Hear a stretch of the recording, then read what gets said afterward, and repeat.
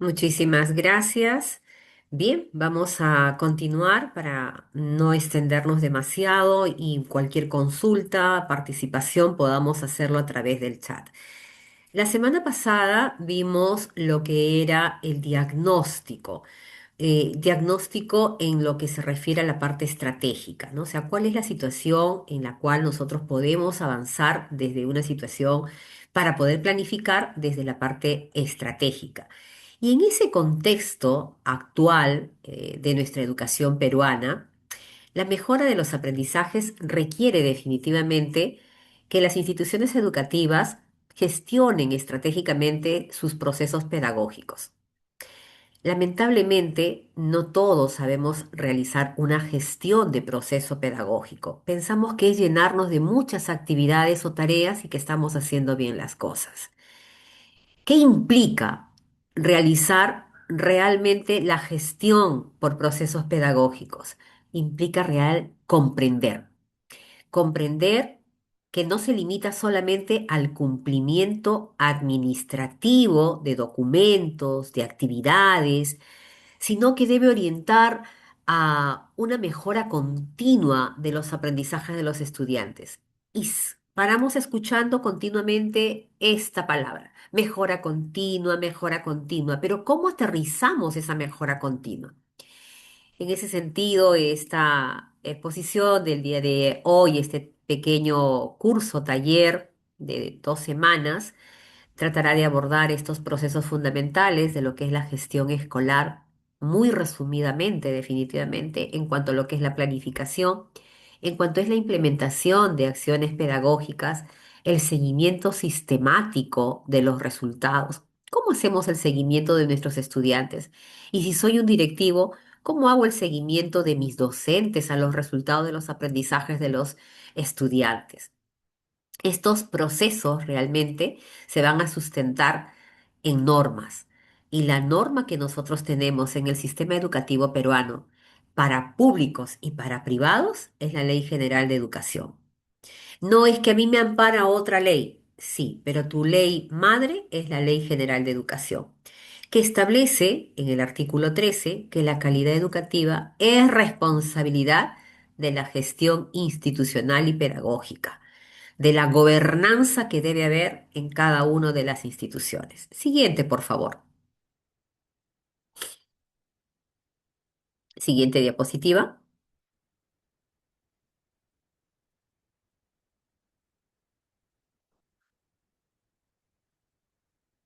Muy bien. Haciendo un repaso, haciendo un repaso de lo que hemos podido observar, la semana pasada conversábamos y hablábamos sobre esta parte de acá: diagnóstico, objetivos y planificación. El elemento, qué es, cómo se realiza, cuáles son las condiciones claves, cuáles son los instrumentos que se deben utilizar en cada una de estas etapas. Entonces, para poder hacer un resumen general y poder enfocarnos al tema de hoy, que ya viene a ser la implementación, ¿no es así? El primer paso en cualquier proceso de gestión educativa, el primer paso siempre va a ser un diagnóstico. Cuando yo estoy delicada de salud, ¿qué es lo primero que hago? A ver, me duele la cabeza y me siento calenturada. ¿Qué es lo que hago? En salud. A ver, docentes. ¿Qué es lo que hago? Ir al médico. Muy bien, voy al médico. Pero antes de ir al médico, ¿qué hago yo? O sea, me duele la cabeza, me siento sonrojada, estoy caliente. ¿Qué hago yo? Un termómetro. Muy bien. Cojo un termómetro, me mido la temperatura. Bien, entonces yo ya me estoy haciendo un pequeño diagnóstico antes de llegar al hospital o a emergencia, ¿no es así? Y estoy con la temperatura tal o estoy bajo la temperatura. De repente ya no estoy en 36, que es lo normal, de repente estoy en 33, pero estoy que ardo. Entonces mi cuerpo está colapsando. porque se supone que a mayor cantidad de temperatura, mayor debería ser el calor, pero estoy bajo y de repente estoy que ardo. ¿Qué está pasando en mi cuerpo? Entonces tengo que averiguar algo que no es normal. Por lo tanto, cuando hablamos de ese diagnóstico en educación, va a consistir en analizar cada detalle de la situación institucional para identificar precisamente ello, las brechas. Esas brechas que existen en los resultados actuales y los resultados esperados. ¿Se acuerdan de Vygotsky, no es cierto? Vygotsky decía, hasta aquí aprendiste, ahora tienes que aprender y saltar para poder llegar hasta acá. Muy bien. Ese tramo, esas brechas que yo no conozco, lo tengo que resolver, lo tengo que identificar en mi diagnóstico. Por ejemplo, si una institución educativa identifica que solamente el 40% de estudiantes, ¿no? logra comprender los textos adecuadamente, eh, ¿en qué se convierte esto? ¿Esta información en qué se convierte?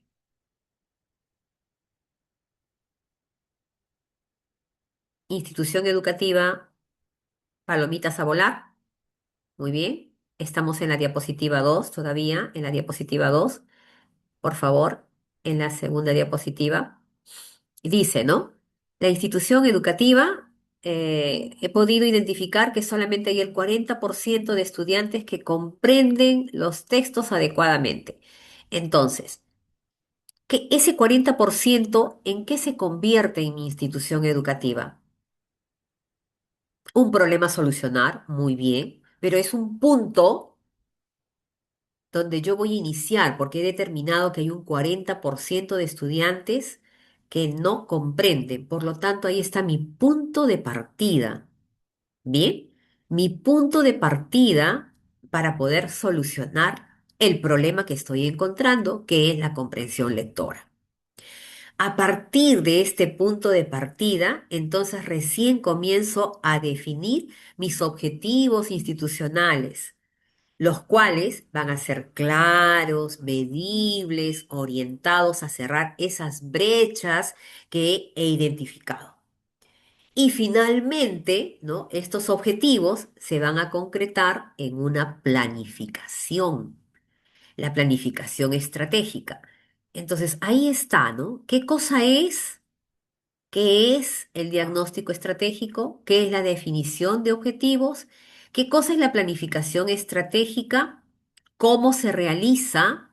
Hay que tener en cuenta de cómo se realiza ello, para cómo se va a dar, cuándo se va a dar, en qué fecha lo voy a programar. Bien. Y luego también tengo que tener algunas condiciones, no, todavía no, todavía no. Tengo que tener algunas condiciones claves. Discúlpeme.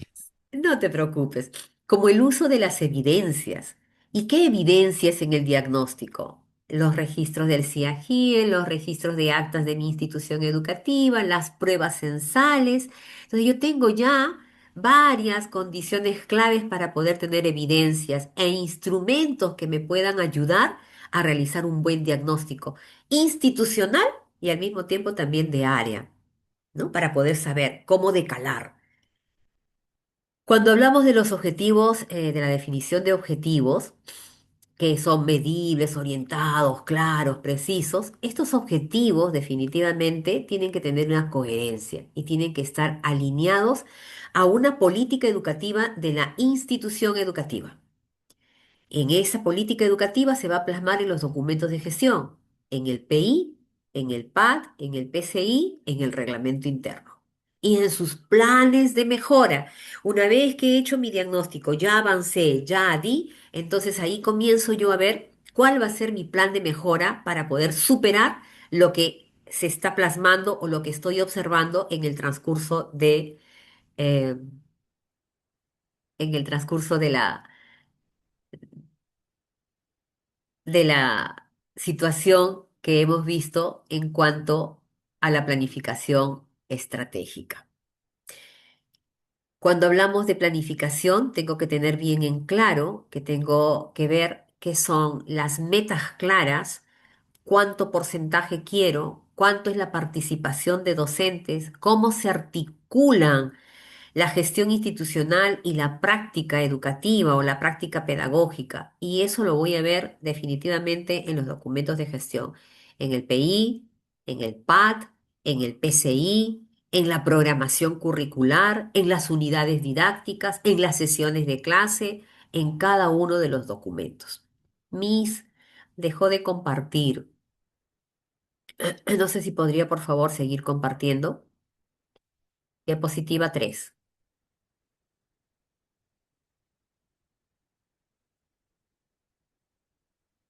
Miss.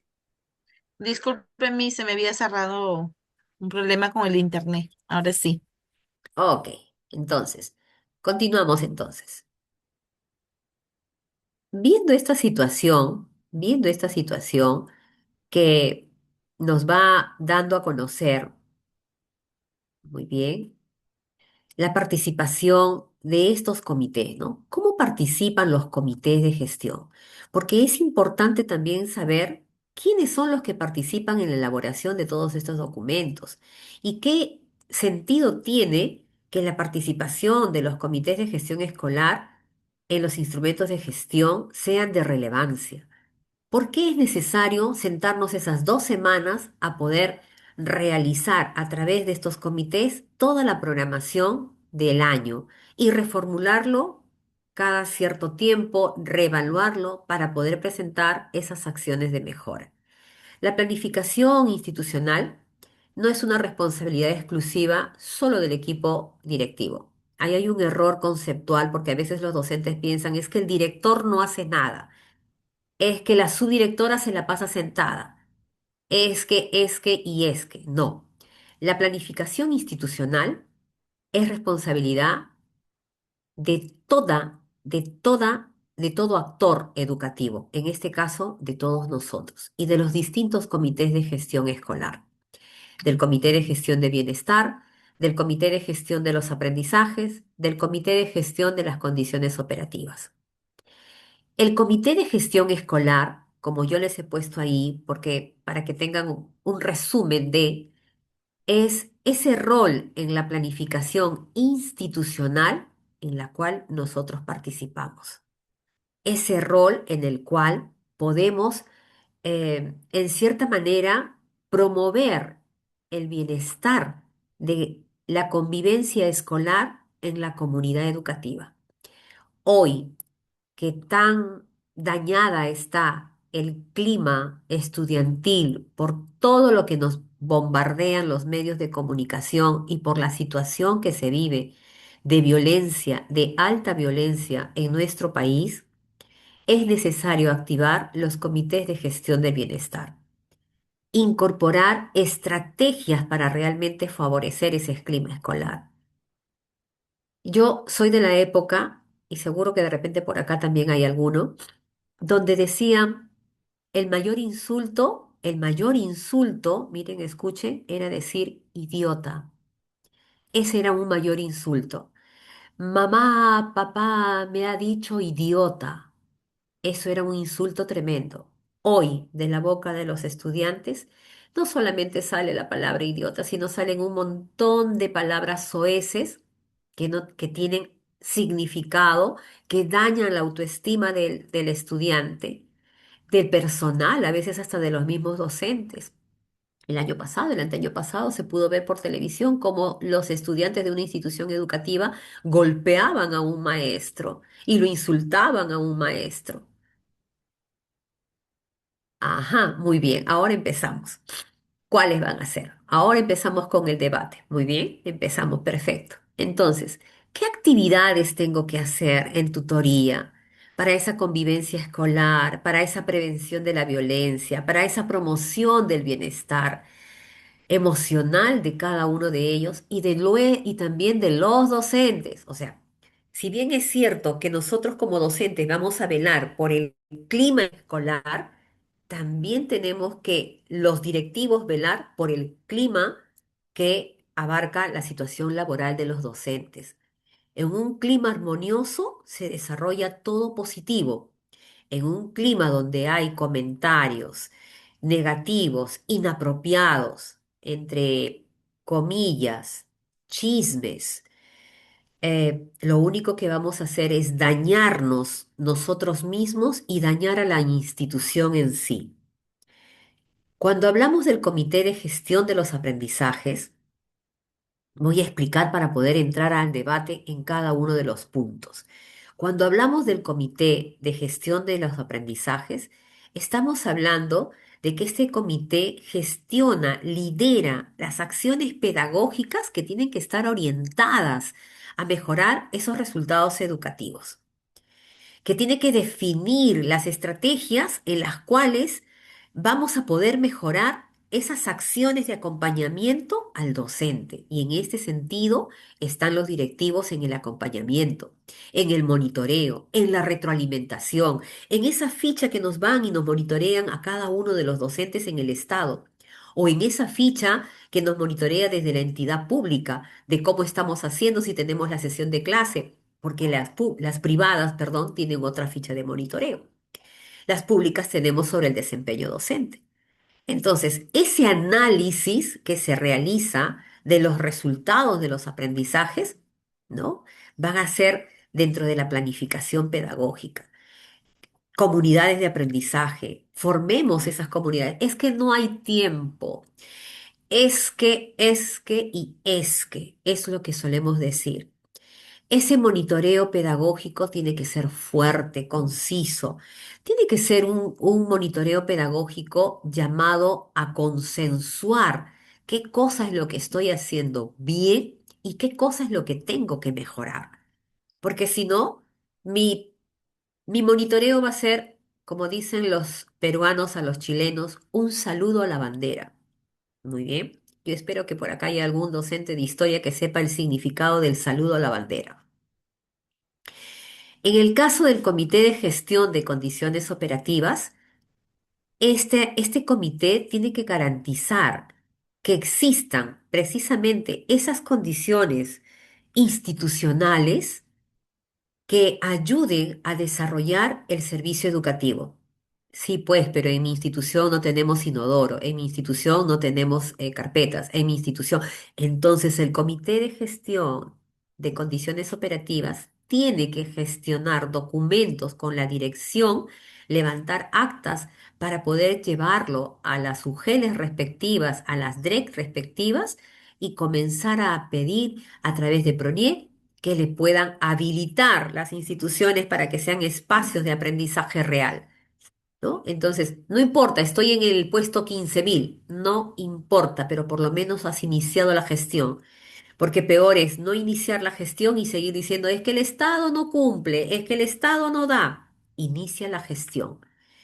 Hay que organizarnos de acuerdo a los horarios y horarios escolares que sean factibles para que el docente también y los estudiantes puedan aprender. Hay que saber gestionar los recursos.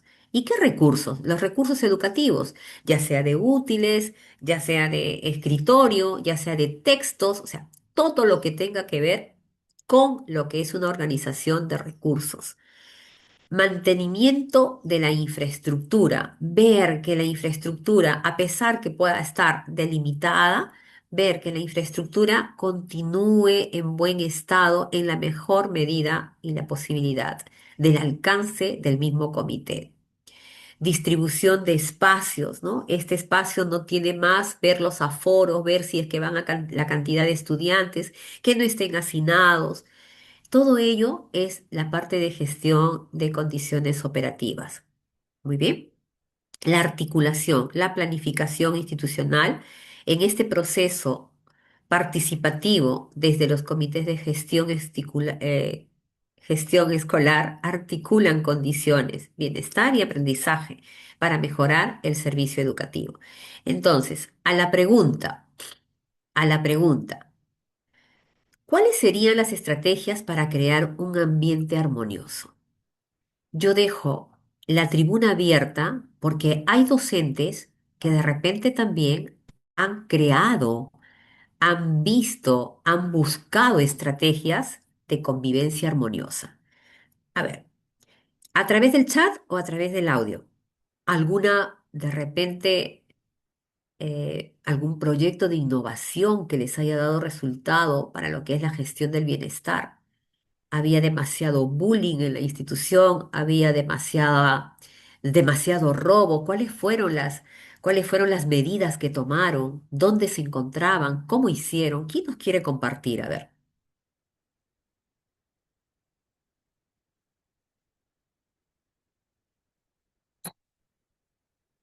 ¿nadie?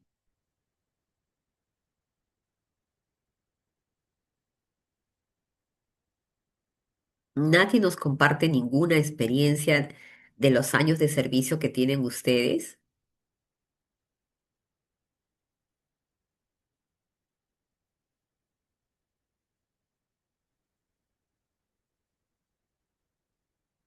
Mis buenas tardes, le comparto una experiencia. Por favor. Sí, en la institución educativa en RIMAC, UGEL 2, nosotros teníamos en la tarde, en este caso feriado, solamente damas, mujercitas. Se aperturó para que se aperturó mixto y se aperturó 3 aulas, o perdón, 6 aulas en la tarde y llegaron los niños con alto índice de todo lo que está comentado, ¿no? Conductas inadecuadas, sustracción de pertenencias, incluso maltrato también, ¿no? Bullying entre los niños varones. Entonces, era algo que nunca nosotros no teníamos conocimiento cómo tratar estos casos, porque nunca, bueno, no teníamos experiencia de los niños. Estábamos más adecuados a las niñas, que tienen un comportamiento más pasivo, más asequible. Y lo que se hizo con ellos fue trabajar en libre juego. Ya no trabajamos en aulas, sino en espacios abiertos. Gracias a Dios, como eran pocos, trabajamos en bibliotecas, trabajamos en bibliotecas, trabajamos en el patio, y tal es así que incluso hemos también trabajado en pasto, en parque, aires abiertos, y eso como que a los estudiantes los relaja más, y todo fue un proyecto entre todos para colocar tarjetas de colores, ¿no? Entonces en el patio ellos, cada vez que se comportaban bien, multiplicábamos tarjetas, y el aula que tenía más tarjetas tenía una motivación. La motivación para ellos fue un paseo, fue tener puntos en el deporte, en las Olimpiadas, porque nos dimos cuenta que eran niños que les gusta demasiado el deporte, y también más motivación, más amor. Los chicos respondieron. Solamente un niño que sí consumía drogas fue que se retiró de la institución, porque ya no podíamos lidiar con el niño, pero los demás todos fueron salvados. Eran un promedio, más o menos estoy hablando de 68 niños. Entonces fue algo muy alentador para mi persona. Yo fui la tutora incluso de 2 aulas, a mi cargo los 24 varoncitos, 12 en cada aula, y fue motivador y una experiencia para mí, porque ahora me encuentro en un colegio mixto como resignada, y me siento muy feliz, gracias a Dios, de haber salvado a estas criaturas que venían de hogares donde eran pues pasajes donde venden droga, alto índice de delincuencial. Así viven los niños hoy en día con este contacto. Gracias. Así es, Miss, muchísimas gracias. Bueno, está como Julio, pero ¿cuál es su nombre, por favor? Sí, sí, no lo puedo cambiar de mi esposo. Mi nombre es Gisela Villacorta. Bien, Miss Gisela, muchas gracias por compartir. Espacios abiertos. Miren la estrategia que ellos han utilizado en la institución educativa. Espacios abiertos con determinados temas, me imagino, en tutoría, porque eso se trabaja en tutoría, ¿no? En todo lo que tiene que ver con la convivencia escolar, el buen trato, actividades que los llenen y que realmente los contemple que son personas y personas valiosas. Entonces pueden trabajar con educación religiosa, ¿no? Porque ahí está uno de los fundamentos también, personas únicas, creadas, ¿no? Pueden trabajar con ciencia y tecnología, el cuidar su cuerpo, pueden trabajar con educación física, la parte de salubridad, o sea, tienen para estar realmente generando muchas actividades en las cuales identificar cuál es la problemática para poder decir, ¿qué vamos a hacer ahora? Por ejemplo, la gran mayoría de las instituciones educativas tiene el problema del bullying. Si yo te digo negra, me está haciendo bullying. Si yo te digo negra una vez, no es bullying. ¿No es cierto? ¿O sí? ¿Qué dicen ustedes? A ver, si no quieren hablar, vamos por el chat.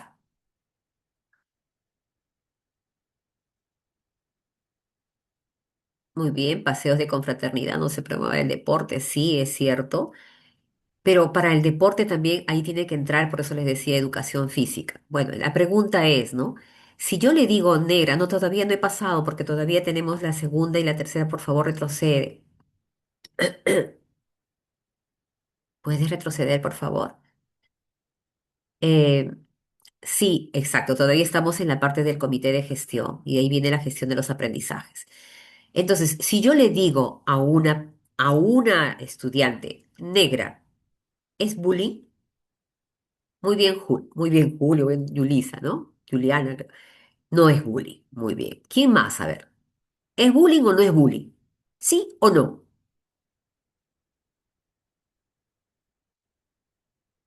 Vamos, profesores, anímense a escribir. No pesan los dedos. No, solo si se dice una vez. Muy bien, Karina. Ok. ¿Y cuándo se convierte en bullying? Siempre que le haga sentir mal y sea permanente. Muy bien. Eso es bullying. Entonces yo te digo el día de hoy, negra, negrita. Te estoy hablando negrita. Nosotros los peruanos somos muy cariñosos y salameros, ¿no? Y tendemos a decir las cosas en diminutivo. Mamita, papito, ya pues, hijito, ¿no? En diminutivo. O a veces también agrandamos las cosas, ¿no? Grande, un golazo, decimos, ¿no? O sea, o agrandamos o acotamos. Misita, exacto, que está mal dicho también, ¿no? Porque no hay misita. Bien. Entonces, lamentablemente, cuando nosotros utilizamos palabras que pueden generar, porque pueden generar que otra persona lo lleve a mal, cuando sea reiterativo. Por ejemplo, un estudiante le dice, Karina, eres negra. Uno de sus compañeros, cállate negra. Listo. Ahí no fue bullying, ahí fue una falta de respeto. ¿Perfecto? Falta de respeto. ¿Qué necesita hacer el tutor? ¿Qué debería hacer con esa persona, con ese estudiante? ¿Qué debería decirle a Silvia?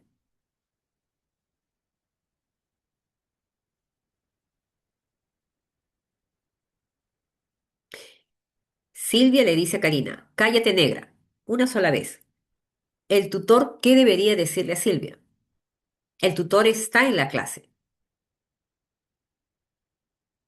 ¿Qué debe decirle el tutor?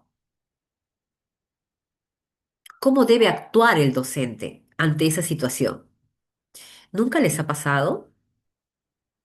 Llámala por su nombre, por favor. Muy bien, así es, ¿no es cierto? Debería hacerla reflexionar sobre la intención de su mensaje. ¿Y cómo la hago reflexionar sobre la intención del mensaje? A ver, ¿qué le tendría que decir yo? Porque eso es una forma también de cuando me van a ir a monitorear más adelante, que viene el monitoreo, me tienen que decir cómo yo hice esa retroalimentación a ese estudiante. Reflexionar para hacerle notar que las palabras también causan daño irreparable. Cuidar nuestros tonos y modos y nuestro lenguaje al comunicarnos. Ok, pero ¿cómo le digo? ¿Cómo me dicen a mí? A ver, necesito que me lo digan. Necesito que abran el audio. Yo soy la estudiante que ha dicho, Karina, cállate negra. ¿Cómo me corriges tú que eres mi docente tutor? ¿Cuál es la estrategia que utilizas tú para poder corregirme? No corregirme, para poder llevarme a la reflexión, porque es lo que han dicho. Y yo me tengo que autocorregir. ¿Cuál sería? A ver, hagan el ensayo.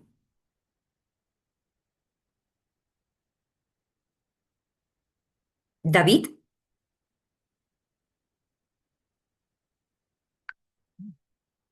David, ¿estás presente?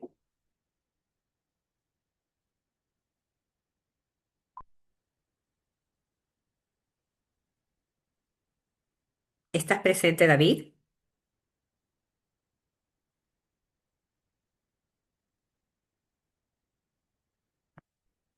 Estudiante, ¿por qué le dices así? Ella tiene un nombre, así como tú, y entre compañeros nos conocemos por nuestro nombre. Mabel, me gustaría escuchar tu voz, porque hasta el tono de voz es importante.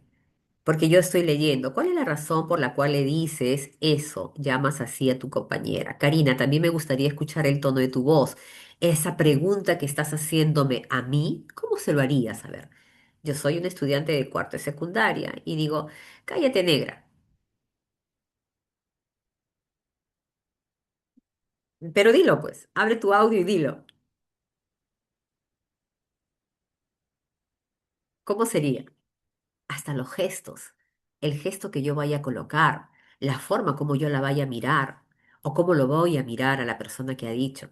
Todo eso tiene que ver cuando utilizo yo todas las preguntas que ustedes están diciendo o las respuestas que están dando, ¿no? ¿Cuál es la razón por la que tú le dices eso o la llamas así a tu compañera? ¿Por qué le dices negra? ¿Su piel es negra? ¿Y qué diferencia hay entre un negro y tu piel? ¿Te gustaría que te llamaran de esa forma? Entonces lo haces caer en la reflexión, lo haces caer en No le estás diciendo, tú eres negro, tú eres cholo, tú eres gringo, no. Lo tienes que hacer caer en la reflexión para saber si es que realmente él o ella está actuando bien. Efectivamente, cuando es una sola vez hay que hacer inmediatamente la reflexión, el acto reflexivo, porque está en presencia de la docente. Y cuando no está en presencia de la docente y lo dice delante de sus otros compañeros, ¿cuál sería la actitud de la docente tutora cuando se entera? Ya pasaron 2 o 3 días. ¿Cómo tendría que hacer? ¿Por qué razón le llama así y que justifique? Tendría que llamar al estudiante y llamarlo para poder tener una entrevista con él y preguntarle, él o ella, y preguntarle también igual, ¿qué pasó con tu compañera Karina? ¿Te llevas bien con ella? ¿Son amigos, son amigas? Ir indagando por ahí, porque de repente hay algún problema que se está originando y puede ser punto de motivo para un bullying. Porque basta que una persona le diga negra para que otro también pueda decirle negra, otro le diga negra, y ahí sí se convierte en un acto de violencia y se puede sentir fastidiado. Eh, Galletas Oreo. Yo escuchaba a un niño en un colegio cuando fui a monitorear que le decían, oye, ahí está galletas Oreo. Oye, Oreo, Oreo, Oreo. Y yo decía, ¿Oreo? Y cuando volteo para ver, sí, pues era un morenito que cuando se reía, morenito, no negro, morenito, que cuando se reía se veía sus dientecitos blancos. Mire, mire, ve, es Oreo, es Oreo.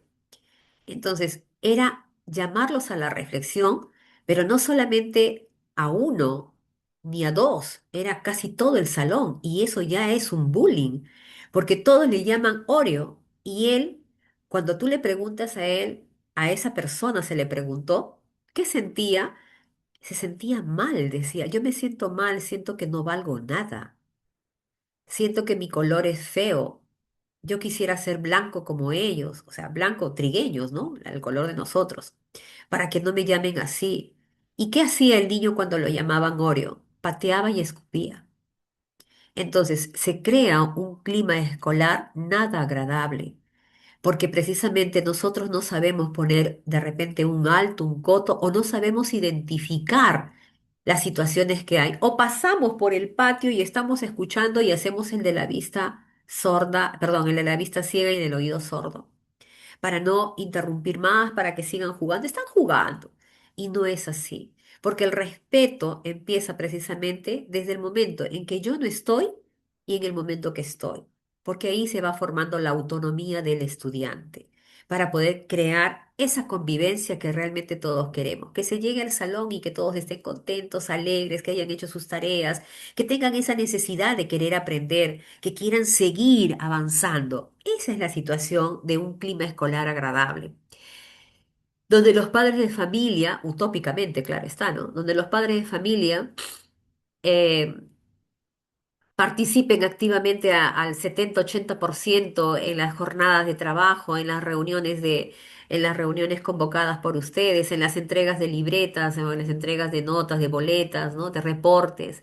O sea, sería lo ideal, ¿no? Pero para conseguir eso hay que concientizar al estudiante y al padre de familia.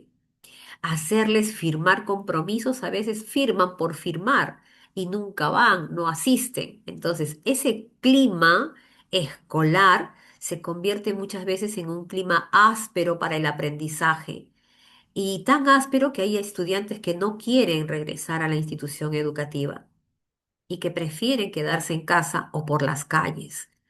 Qué bonita experiencia el que nos ha contado nuestra compañera y decir, en mi institución educativa había esta cantidad de estudiantes, se pudo rescatar a ellos, se les pudo llamar a la reflexión para que vean que ellos sí son valiosos y que son personas de bien y que han sido creados para eso, para vivir en una sociedad de bien, aunque no parezca, ¿no? Aunque la situación nos demuestre otra cosa, nuestra sociedad fue creada para ser una sociedad de bien. Cuando hablamos de los comités de aprendizaje, se pueden imaginar ustedes, si yo tengo un aula que es activa, que responde a las actividades, que los padres de familia colaboran, ¿cómo serán los aprendizajes en ese aula? ¿Cómo irán? ¿Cómo podremos decir que en ese aula sí se ve? A ver.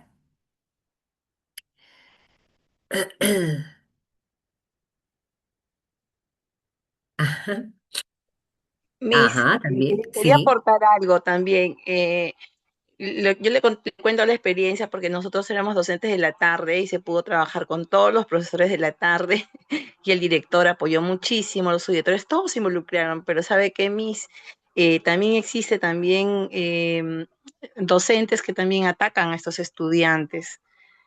A veces decían los docentes, ay, estos niños, esos delincuentes, decían los maestros, ya no tienen remedio, ya los deben expulsar o ya los deben, no sé qué hacen acá, o sea, habían profesores también que incluso, ¿no? Hay que tener cuidado con esos estudiantes, porque esos estudiantes son allá, son acá, imagínense, entonces era también una lucha también interna con los docentes en querer nosotros llevar adelante nuestro trabajo y al final de todo, pues tuvimos el eco, ¿no? El apoyo de los padres y fue revertido todo lo que los docentes también, el ataque que recibíamos de parte de ellos, porque ellos, su solución era que los saquemos del colegio y eso no se puede hacer, sino hay que buscar estrategias para eso estamos preparados para todo, ¿no? La contingencia. Gracias, eso es nada Exacto. más. Gracias. Sí, lo que pasa es que, sí, los auxiliares también. Y también muchos de nuestros docentes dicen, ese vago, ese delincuente, ese es un ladrón. Y les ponemos apelativos a los chicos que son menores de edad y que están en desarrollo de todas sus competencias y de sus valores. Quizá inequívocos en algunos casos porque no hay la orientación familiar, pero no puede ser que todos sean de esa manera. Siempre hay que rescatar, siempre hay que dar lo mejor de nosotros a cada uno de ellos. Para eso nosotros hemos elegido la carrera de formación, la de formar personas, la de moldear mentes, moldear corazones, que es completamente diferente simplemente a transmitir conocimientos. Cuando yo digo Comité de Gestión de los Aprendizajes y decimos que va relacionado con el Comité de Gestión del Bienestar, es porque mi aprendizaje en un aula donde realmente se viva un clima escolar muy activo, los aprendizajes van a ser altos. Y cuando en un aula se viva un ambiente escolar poco agradable, los aprendizajes van a ser bajos, porque no se puede aprender, no se puede aprender. Para aprender hay que desaprender y volver a aprender, pero si es bajo y hasta la mirada del maestro cuando entra con fastidio, con incomodidad a, a determinadas aulas y no le permiten, no le permite el desarrollo al estudiante de sentirse bien, deja tu cartera, pues ya todos son ladrones, deja tu cartera. No, es que me van a robar el celular, me van a robar esto, me van a robar lo otro. Pero diles, confío en ustedes, estoy dejando mis cosas. Por favor, que nadie vaya a tocar, que no vaya a venir alguien de afuera y lo vaya a hacer. ¿Se dan cuenta? Ustedes son mis protectores, ustedes me van a cuidar, ustedes son lo mejor que me ha pasado. Entonces le dan otra mirada al estudiante. Mi profesora confía en mí, yo no puedo defraudarlo. Y tengan la seguridad de que muchos se van a pegar al docente que le muestre esa confianza. Y alguno por ahí que quiera sacar o hacer algo, ese grupo de estudiantes les va a decir, Miss, Sarmiento agarró sus cosas. No, yo no hice nada. Sí, tú lo hiciste, tú lo hiciste. ¿Por qué? Porque ya hay un apego hacia el docente que le ha mostrado esa confianza. Si en el caso todos son competitivos, pero para un buen aprendizaje, para que puedan medir las oportunidades estratégicas, los estudiantes mismos se van a apoyar entre ellos. Van a hacer un aprendizaje entre pares. No van a copiar o plagiar, sino van a hacer un aprendizaje entre pares. Yo te digo, te pregunto, tú respondes, yo te digo, te pregunto, tú respondes. Yo te ayudo, te explico cómo se hace esto. El trabajo colaborativo que debería existir para que los aprendizajes sean fuertes. Sí, efectivamente, efectivamente. Hay mucho prejuicio dentro de nosotros mismos, como docentes, como personal de mantenimiento, como personal directivo, mucho prejuicio. Mire, voy a poner un alto aquí a esto, y es algo que a mí me llama muchísimo la atención, que es parte de un proceso porque es personas que han salido de las instituciones educativas. Vamos a nuestro contexto real. Sé que todos estamos programando porque eso es un comité, porque los comités van a programar sus sesiones de clase y todo, pero vamos al contexto real. Ayer, bueno, estoy exagerando ya, ayer dispararon a un chofer de frente y al costado le cayó al transeúnte o al pasajero. Muy bien. El que disparó fugó. Bien. ¿Ese que disparó está en una institución educativa? ¿Ese que disparó ha pasado por nuestras manos? ¿Ese que disparó tiene mamá? ¿Tiene papá? ¿Dónde están sus padres? O sea, hay que cuestionarnos todo el círculo de esa persona. ¿Por cuánto lo hizo? ¿Cuánto cree él que puede costar una vida humana? ¿50 soles? ¿100 soles? ¿1000 soles? ¿Por disparar? Y tu conciencia, ¿cómo estamos formando? Por eso yo les decía, ¿cómo formamos al estudiante? En nuestras manos está. ¿Cuáles son esos aprendizajes que yo debo mencionar constantemente?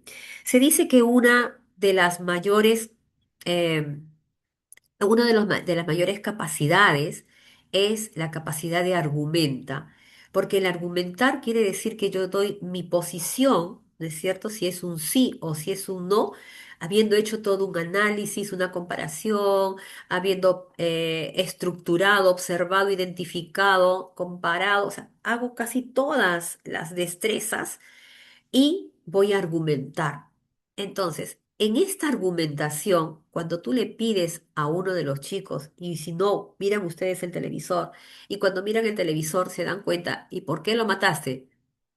Porque me pagaron. ¿Es un argumento? ¿Y cuánto te pagaron? ¿Quién te pagó? No sé, yo recibí una llamada y me transfirieron. ¿Es un argumento? Y ese es una persona que tiene 17, 18, 19 años, que ha pasado de todas maneras por una institución educativa. No estoy diciendo que seamos los responsables, ¿eh? Pero nuestro granito de arena en esos estudiantes, ¿qué pasó? ¿Cómo pasó?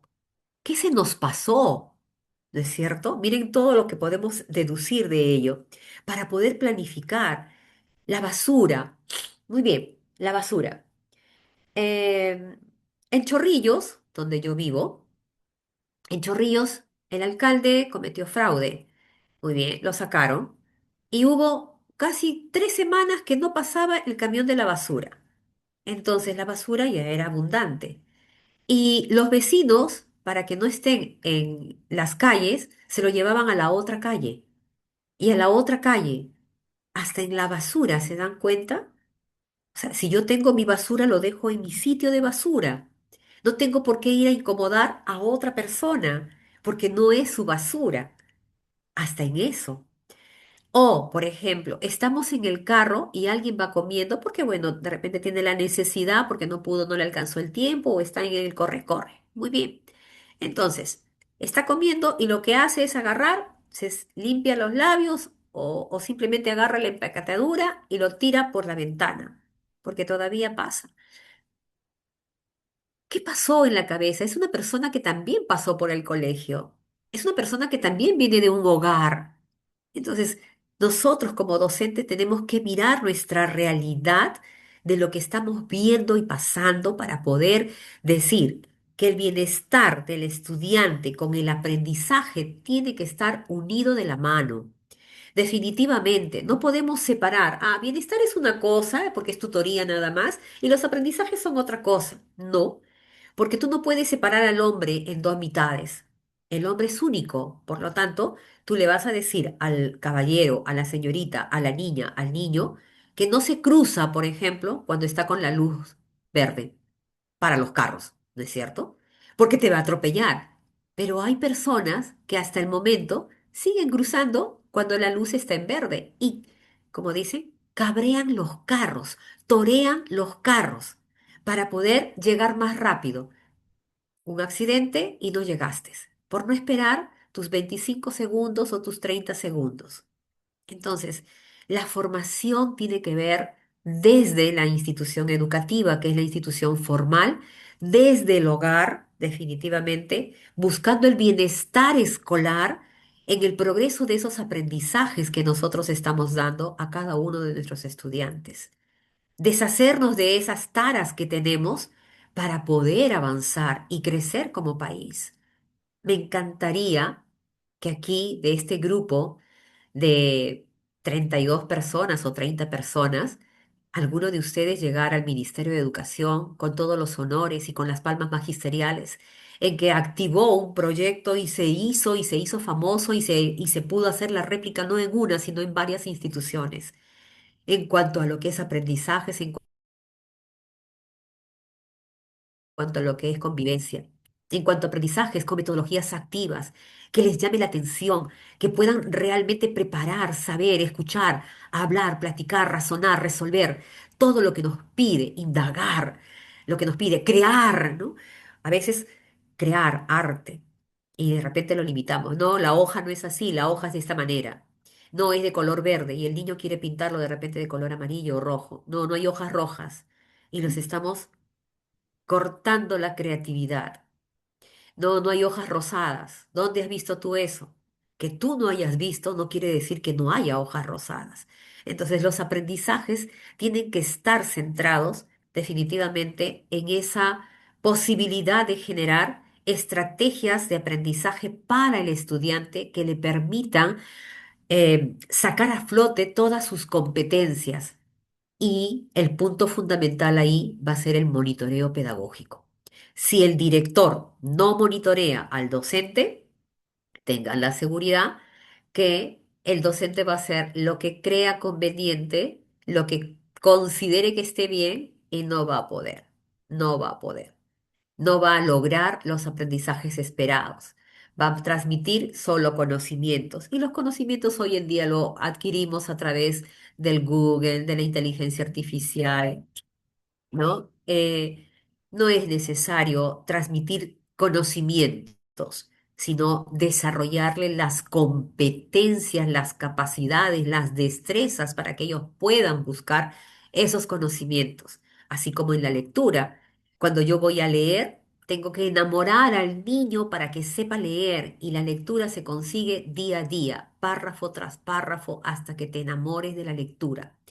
Si no, simplemente vas a ser un analfabeto en la lectura. No me gusta leer, no entiendo, no comprendo y no leo ningún libro, ningún artículo. A lo mucho leo el periódico donde dice, Alianza Lima ganó, la U cuarto, no sé, campeón, Rusia sigue en las bombas. Ya, eso, nada más. Es lo único que sé leer, pero después algo más profundo que me ayude a analizar, a saber cómo está la situación del país, cómo me va a afectar o cómo va a afectar, por ejemplo, esta virtualidad que mandaron el gobierno que envió cómo afecta a las instituciones educativas, cómo afecta a la población, cómo yo tengo que tomar esto dentro de mis sesiones de clase, qué afectó, no afectó, cómo se redujo, no se redujo, qué fábricas pararon, cuánto fue la decadencia. O sea, hay para matemática, para ciencia y tecnología, cuántas cosas que de la misma realidad nosotros podemos sacar esos aprendizajes para que los chicos se sientan realmente eh, considerados, ¿no? De su propia realidad. Y en cuanto a las condiciones a la gestión de condiciones operativas, como habíamos dicho, es tener una institución a uno. ¿Quién no sueña con eso, no?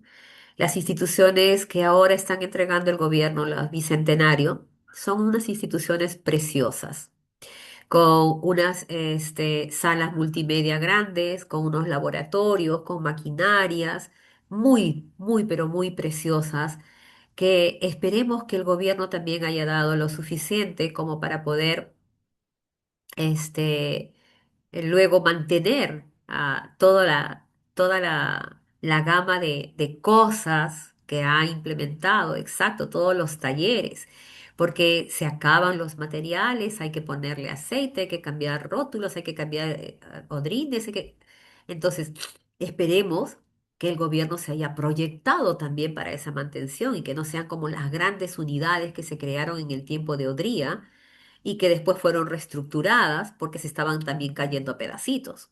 Entonces, si nosotros como país no avanzamos en nuestro sistema educativo, esas condiciones operativas van a ser muy difíciles de que todos, en todo el Perú, se logre una institución fuerte, rica, con todas las cosas que quisiéramos tener a la mano para poder disponer. Así es. El mantenimiento. Ajá. Entonces, mis normas claras. Si tú rompes, tú compras, pero no el niño, el padre de familia. ¿Se dan cuenta? Porque es un bien común, no es un bien tuyo de tu casa. El de tu casa rompe todo lo que tú quieras, pero como es un bien común, tú rompes, tú pagas. ¿Y dónde está eso? En tu reglamento interno. Porque si no está en el reglamento interno, el padre de familia no lo va a hacer. ¿Dónde dice que tengo que hacerlo? Entonces, ustedes se pueden avalar en el reglamento interno. El niño, si rompe una luna, el padre tiene que reponer esa luna. Si el niño rompe una carpeta, el padre de familia tiene que reponer la carpeta, porque al final, perdón, al final, el perjudicado va a ser el propio niño. Si rompió el escritorio, pongamos que se rompe la silla de su compañero, denle la silla del compañero para ver si el papá va a querer que su hijo se siente en una silla dañada. Pero tiene que estar en el reglamento interno, porque si no es abuso de autoridad, si no nos denuncian. Todo tiene que estar en la parte normada. Mantenimiento. ¿Cuánto personal de mantenimiento tenemos en nuestras aulas? O mejor dicho, en nuestras instituciones educativas. A veces solo tenemos un personal para 15, 16 aulas. O a veces no tenemos personal de mantenimiento y el director de inicial o los profesores de inicial hacen la propia limpieza o en todo caso, perdón, o en todo caso lo hacen los otros los mismos docentes. A ver, por aquí hay un anuncio. Además, no hay apafas y los padres denuncian cuando se les quiere hacer pagar. Dicen, pásenme ¿la qué? La foto, pruebas de que mi hijo ha sido eso, dice ahora los padres. Sí, efectivamente. Pásenle la foto, armen todo un expediente de lo que ha roto el niño. El niño, el adolescente, tienen que armarle todo un expediente porque el papá está pidiendo. Y decirle, ¿tú rompiste? Sí, llamamos a llamar a tu papá, señor padre de familia, su hijo ha roto acá, ha malogrado, no sé, el tubo de ensayo, lo ha roto y ya no tenemos para poder hacer las prácticas, tiene que usted adquirir uno, por favor firme el compromiso, es que tienen que llamarlos, tienen que crear un expediente de cada cosa, de cada acción que va realizándose. La limpieza es importante. La limpieza es importante porque los ácaros y las bacterias y los microbios que hay en las instituciones educativas abundan. Entonces la limpieza es importante, sino con la faena de los padres de familia. es necesario realizar. Por eso hay un comité de gestión de condiciones operativas que organiza todo.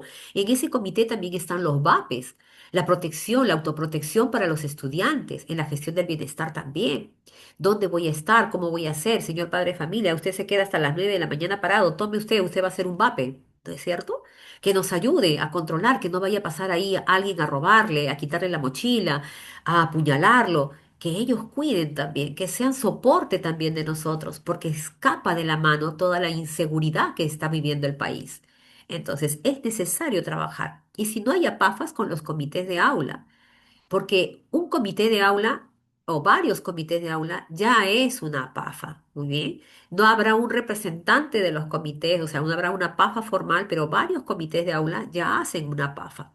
Entonces, es necesario que ese comité de gestiones de condiciones operativas organice esos horarios escolares, ¿no? Que a cada docente les vaya a dar en inicial, primaria, secundaria. Organice esos recursos educativos, el mantenimiento de la infraestructura. Ok, no hay este personal de mantenimiento. Muy bien. Padres de familia, el día sábado, jornada para limpieza de aulas, del número tal al número tal. Y ustedes tienen que hacer el seguimiento, los que son tutores, porque si no, el aula queda sucia. Y en todo caso, tomen otras actividades, o sea, tomen otras. Muy bien, estudiantes, yo no puedo ingresar a un aula que está sucia. Levantamos los papeles, no los hagan barrer, levantamos los papeles, pongan allá, vayan a lavarse la mano y empezamos. Perderemos tiempo, sí, vamos a perder tiempo, pero estás educando en valores. O sea, el tiempo no está perdido, los estás educando en valores. Muy bien, pasemos ahora a la siguiente diapositiva, por favor. A la siguiente diapositiva. Ahora sí, Miss. Miss, la siguiente diapositiva, por favor. Ok. En la siguiente diapositiva estamos hablando de cómo se debe implementar una estrategia en la institución educativa. Una vez Mi, que hemos mi disculpe, está planificado. bien esa diapositiva, ¿no? Sí, sí, sí, sí, Ya, perfecto. gracias, Miss. Perfecto. Gracias. Una vez que hemos planificado todas las acciones de lo que vamos a realizar, sigue el siguiente paso, que es el de la implementación. ¿Cómo implemento todas mis actividades? ¿Quiénes van a participar? ¿Cómo lo voy a realizar? ¿En qué condiciones necesarias tengo que tener eso? Entonces, la implementación, cuando yo hablo de implementación, va a consistir en ejecutar cada estrategia pedagógica y las acciones que he realizado a nivel institucional, y las he definido en los instrumentos de gestión, como los he venido mencionando. Entonces, ¿quiénes participan en esta implementación de lo que es la... ¿Quiénes participan en la implementación de la estrategia? Los directivos, los docentes y los comités de gestión, los que hemos estado hablando. Me imagino que aquí hay docentes que participan y pertenecen al comité de gestión, porque todos tenemos que pertenecer a un determinado comité, a una determinada acción que vayamos a realizar en la institución educativa. Porque si no estamos ajenos a todo lo que pueda pasar y solamente nos quedamos como espectadores. Y como espectadores solemos hablar y solemos decir que no era así, que mal lo han hecho, que así no es, que mejor lo hubieran planificado de esa manera, que mal maestro, así no se trabaja. Entonces, para no ser espectadores, hay que estar comprometidos con la implementación de las estrategias que nosotros vayamos a realizar a nivel institución educativa. ¿Cómo lo tenemos que realizar? A través de la ejecución del Plan Anual de Trabajo. Para la elaboración del Plan Anual de Trabajo, lo primero que se tiene que ver son los aprendizajes, definitivamente. ¿Cuánto quiero superar? ¿Cuánto debo llegar? ¿Qué estrategias en el aula voy a realizar para poder mejorar todo lo que son aprendizajes? ¿Cuál va a ser el acompañamiento pedagógico que yo voy a realizar como directivo a mis docentes? ¿Cómo los voy a programar? ¿Cuántas veces voy a ingresar? ¿Una vez, dos veces, tres veces? La primera a todos, la segunda solamente a los que faltan reforzar y la tercera a los que no pudieron mejorar. ¿Cómo voy a planificar? ¿Cómo voy a realizar ese acompañamiento pedagógico? Y eso está en el plan de monitoreo. Debo realizar trabajos colegiados. Los trabajos colegiados definitivamente me van a ayudar a saber qué anda mal o qué acción de mejora, para no hablar de mal, qué acción de mejora puedo realizar en mi área, en mi nivel. Si nos reunimos lo de inicial de 5 años, ¿cómo podemos realizar? Si me reúno con los de secundaria de DPCC, ¿qué es lo que tenemos que ver? Porque tenemos de primero, segundo, tercero, cuarto y quinto. Ya somos dos que nos hemos repartido. Ok. Y ahí vemos, mira, en primero y en segundo pasa eso. A mí también me está sucediendo. ¿Y qué hacemos? ¿Cómo hacemos? Y ahí comienza el trabajo colegiado, ¿no? A ver cuáles son esas necesidades, cuáles son esas dificultades que se están realizando para poder trabajar correctamente. ¿Qué condiciones debe tener? Definitivamente los directivos tienen que tener un liderazgo pedagógico. Y no solamente el directivo, sino también ustedes. Yo he entrado muchas veces a sesiones de clase donde la docente dice, es que no me hacen caso.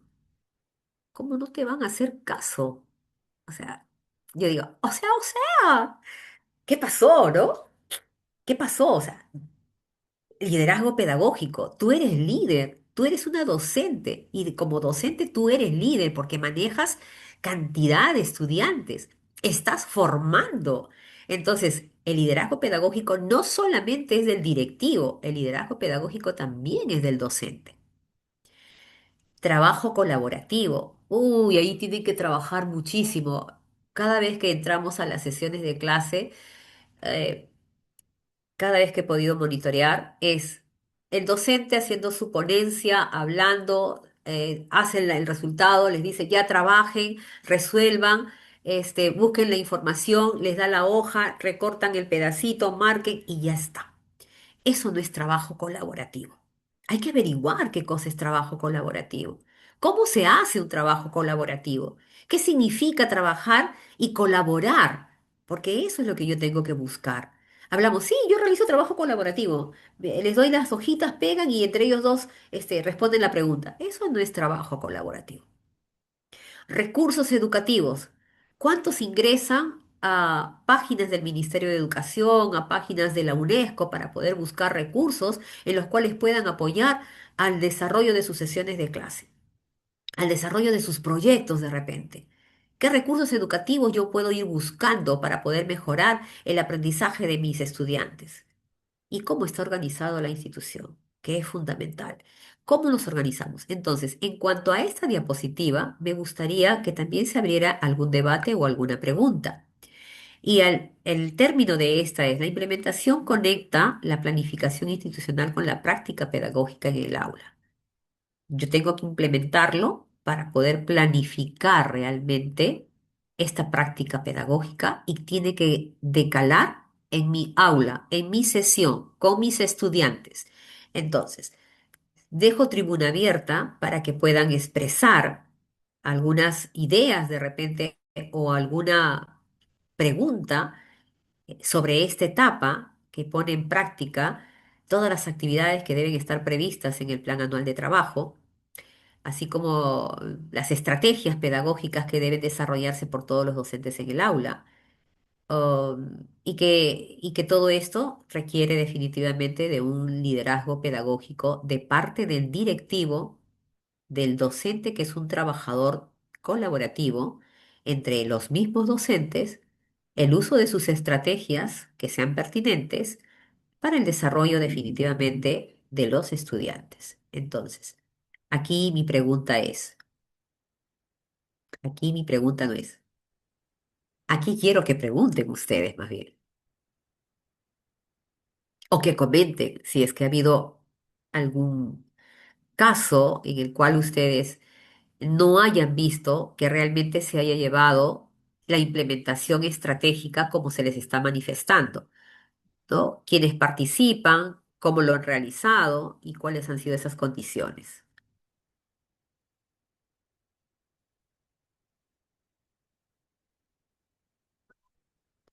¿Nadie se anima?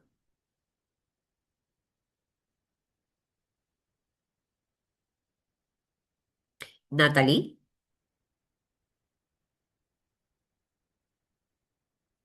Natalie Rosales.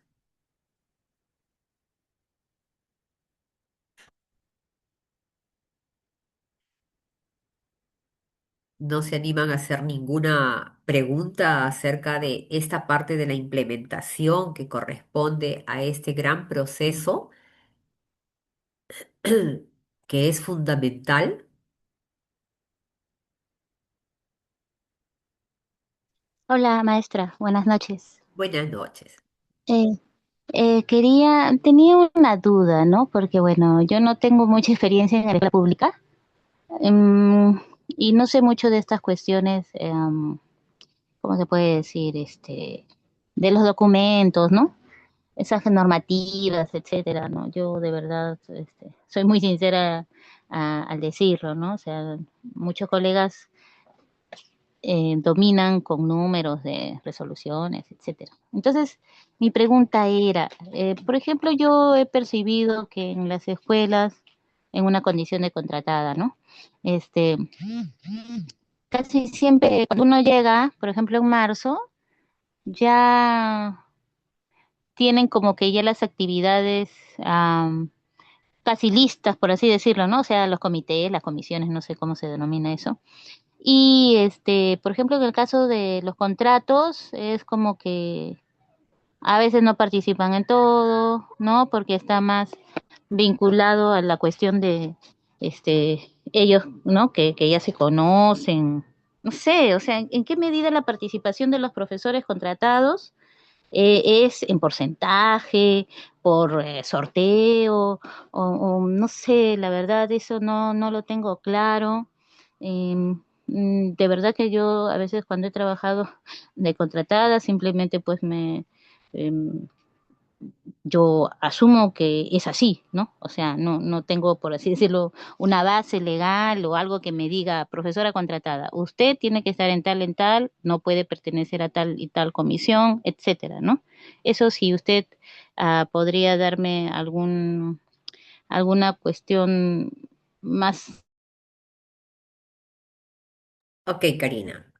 Primero, ¿cómo sale tu contrato, no? Es lo que me decía. ¿Cómo es los contratos? Porque hiciste varias preguntas. A ver. Quería saber en qué medida el profesor contratado participa en esas comisiones. O sea, hay algunas que yo voy percibiendo que son, las asumen los nombrados, nada más. Entonces un contratado llega, ¿no? Porque llega después, digamos, porque recién te dan el contrato pues en enero, ¿no? Dependiendo en qué modalidad lo hayas hecho, ya, tú llegas. Y bueno, Ok. La gran mayoría de los equipos de gestión, los equipos, ¿puedes retroceder, por favor, para poder explicarles ahí? En los comités de gestión, en los comités están los profesores nombrados. No hay ninguna norma que diga que el docente nombrado tiene que ser exclusivamente. No existe, sino que se conforma desde el año pasado porque no se sabe si el docente contratado regresará al siguiente año a esa misma institución. Entonces, son los docentes nombrados los que van a pertenecer a esos tres grandes comités, al comité de bienestar, al comité de aprendizaje y al comité de operaciones, de condiciones operativas. Sin embargo, yo llego y puedo adherirme a uno de esos comités para poder trabajar las actividades que dentro de esos comités se están organizando. No quiere decir que yo llegué como contratado y no me pueden dar ninguna actividad.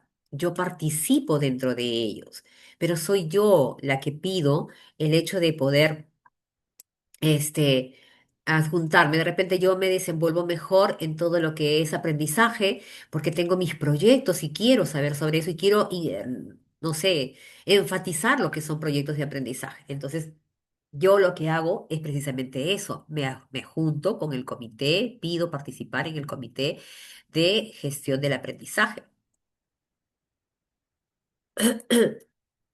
Entonces, eh, Para ello es necesario que cada docente contratado sepa que es tan igual que un nombrado, solo que digamos, por asegurar lo que es el, el proceso el proceso de avance de los documentos de gestión, se nombran a docentes nombrados, ¿no? Se conforma con docentes nombrados. En ese sentido va. Bien. Entonces, vamos, esa es una parte. Lo otro es que ustedes saben que los contratados llegan por bolsa de horas o por plazas orgánicas, según su cuadro, su distribución de cuadro horario, de carga, y eso lo hacen un año antes. Entonces, los docentes, los directivos, por eso está el Comité de Condiciones Operativas, determina ahí quiénes son los docentes que se tienen que quedar de acuerdo a la normativa. Porque si el docente, por ejemplo, es de comunicación, pero enseña inglés y no tiene, mira, y no tiene un documento que avale que domina el idioma inglés, no puede ya enseñar porque la norma le dice que solamente debe permanecer en comunicación.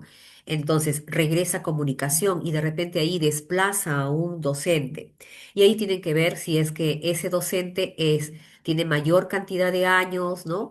En qué escala o en qué nivel está, para poder armar todo el machote de su cuadro de horas y poder elevarlo a la UGEL y la UGEL pueda aprobar su cuadro de horas y distribución en el nivel secundario.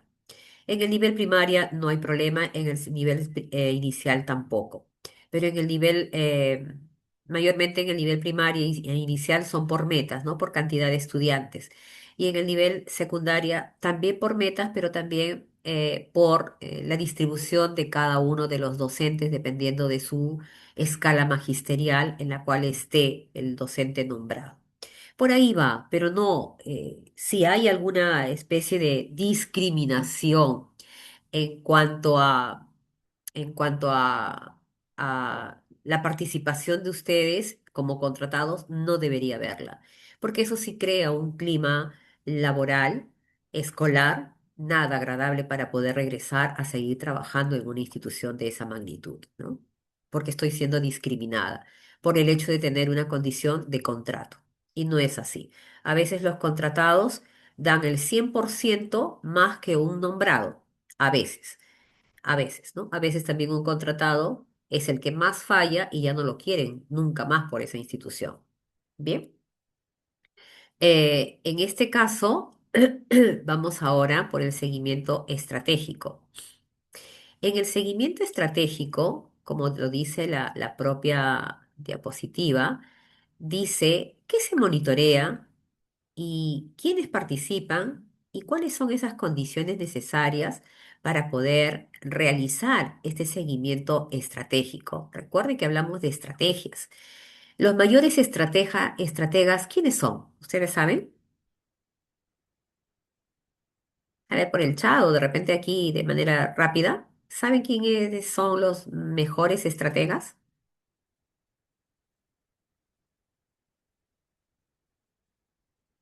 ¿En algún momento se han puesto a pensar o a averiguar quiénes son los mejores estrategas?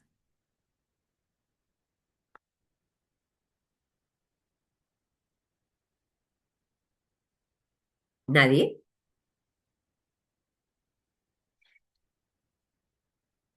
Ajá, muy bien, muy bien. Así es. Los militares y los grandes empresarios, ¿no? Los CEOs. Ellos son los mejores estrategas. Recuerden a Sun Tzu, recuerden bueno, sin ir muy lejos ya, Chavín de Guantar, ¿no es cierto? Una estrategia que derrotó el terrorismo. Em, por ahí otra de los militares, perdón, de la vida civil, un CEO de IBM, por ejemplo, ¿no? Entonces ellos son los mayores estrategas, los que tienen una visión pero muy amplia acerca de lo que realmente se quiere dentro de todo esto. Entonces, este seguimiento, este monitoreo me va a permitir ver avances de estas metas de estos resultados de aprendizaje que yo he ejecutado en mi plan anual de trabajo. O sea, el plan anual no solamente tiene que ser un documento que está plasmado y que ahí dice, ¿no? 30% de aprendizaje en matemática y comunicación. No, lo tengo que ejecutar, tengo que llegar, tengo que ver si es que en la práctica pedagógica se cumple, que reduzca mis docentes que tienen dificultades en el proceso de enseñanza. ¿Quiénes van a participar de esto? El equipo directivo, los docentes, los comités de gestión, la comunidad educativa. Porque los padres también monitorean, si a pesar que ustedes dicen, no, no van con un documento, no, pero están mirándote, te están observando, la comunidad educativa te observa. Y la observación es una parte de una especie de monitoreo, ¿no? Van y ponen sus quejas, van y ponen sus denuncias. Entonces, tenemos que tener mucho cuidado de quiénes son los que participan y cómo participan y qué participan, en qué participan. Esas condiciones necesarias que debe tener, debe estar hablar de una cultura de evaluación. ¿Qué es lo que nos falta a la mayoría? Perdón, nos falta a la mayoría esa cultura de evaluación. Vamos a dar el examen, ¡pum! Y ya estamos que sí, que miren que ese examen, que no está justo, que no es así. Le tenemos un miedo a ser evaluados. ¿Por qué? Porque desde muy pequeños nos han hablado que la evaluación es punitiva. Entonces hay que crear ese concepto de que la evaluación no es punitiva. La evaluación, todo lo contrario. La evaluación es una evaluación para mejorar. Claro está que si se pone en marcha o en juego tu nombramiento, va a ser punitivo, ¿no?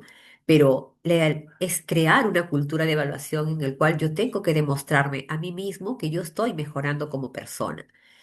Tengo que definitivamente usar evidencias. Y ya lo hemos mencionado anteriormente, trabajo colegiado. Y en ese trabajo colegiado se tiene que tomar decisiones basadas en datos, pero en datos reales. O sea, no es que yo invente, no es que a mí me parezca, no es que a mí me dijo mi amiga que así estaba, ¿no? El seguimiento estratégico permite verificar si las acciones que hemos implementado están generando realmente resultados y unos resultados esperados, ¿no? Los que yo esperaba. Me permite verificar eso. Ese es un seguimiento. Está en este proceso, en todo este proceso de lo que estamos hablando, implica que tenemos que analizar la información detallada, pero así, analíticamente, el avance de mi meta institucional, como directivo y como docente de área. ¿Cuánto estoy avanzando? ¿Cuánto de mis estudiantes se están quedando? ¿Cuáles son los resultados de mis aprendizajes? Hago mi semáforo, rojo, amarillo, verde. ¿Cuántos están en rojo? ¿Cuántos están en amarillo? ¿Cuántos en verde? ¿Cuántos pasaron al siguiente bimestre? ¿Qué tengo que hacer para poder pasar todos a verde? No es regalarle la evaluación, ¿no? De todo lo contrario, buscar las estrategias necesarias para que ese niño despierte esas competencias. La ejecución de esas actividades que deben estar previstas en el PAD. No es que se me ocurre el día de hoy hacer un concurso y hago el concurso y malogro todo el PAS porque no estaba dentro de ello. Es más, el concurso no tiene nada que ver con mi área, pero yo quiero hacer el concurso y no desarrolla ningún tipo de competencia en el área que yo estoy trabajando o laborando. Y sobre todo en mi práctica de aula. Entonces, para poder analizar, tengo que desarrollar cuál es el avance de esas metas, cuáles son esos resultados, cómo estoy ejecutando mi PAT, cómo está la práctica del docente en el aula. Y ese seguimiento, el seguimiento, y a veces decimos perseguimiento, va a permitir identificar esas dificultades y tomar una buena decisión oportuna para mejorar las estrategias implementadas, porque de repente no están dando resultado, no son las más adecuadas. Entonces las tengo que cambiar, pero en un cambio analizado, porque tampoco es, ah, no, es que no me parece, lo saco y ya está. No, en un cambio analizado. En otras palabras, el seguimiento va a convertirse en la información, ¿no? En una herramienta, en esa información fuerte, dura para lo que es la toma de decisiones, en una herramienta de mejora continua. Ese seguimiento que estamos viendo aquí y que a veces nos cuesta pensar que tenemos que ir, oh, ya vienen a monitorearnos, ahora no he traído mi sesión de clase y ahora qué voy a hacer, no he preparado clase, es que lo tienes que hacer, porque si no, ¿qué enseñas? ¿Cuál es tu propósito? ¿Cómo vas a realizar? Y si por enseñar dices otra cosa, que de repente no lo estabas diciendo, no lo habías pensado, entonces todo tenemos que planificar. Que el docente se pasa horas de horas planificando, hoy con la ayuda de la inteligencia artificial se reduce el tiempo. Mejoras algunas cosas, lo lees, te fijas, le pones un buen prompt, te sale tu sesión de clase, analizas si realmente vas a poder lograrlo, le bajas el nivel, le subes el nivel. Entonces sí puedes mejorar. Antes teníamos que amanecer, no leer un libro, leer otro libro, buscar una estrategia, cómo vamos a hacer aquí, qué dinámica voy a utilizar. Hoy la inteligencia artificial te puede ayudar a todo eso. Entonces, busquemos soluciones y no nos entrampemos en que el seguimiento es un perseguimiento. Es que la directora no le caigo, es que al subdirector no me ve bien, me va a sacar, o me dice una retroalimentación y ya me está jalando porque en mi hoja de desempeño voy a salir desaprobada. No, no es así. No ese es el sentido del seguimiento estratégico. Es para tomar decisiones basadas en datos. El seguimiento permite verificar los avances, identificar las dificultades y ajustar las estrategias para asegurar el logro de los aprendizajes. Recuerden, maestros, que todos ustedes están acá porque queremos realmente, nuestra meta final es lograr que se aprenda. Mientras no logremos que se aprenda, no vamos a poder avanzar realmente dentro de nuestras instituciones educativas y como país. Siguiente diapositiva, por favor. No sé si alguien quiere hacer algún comentario acá.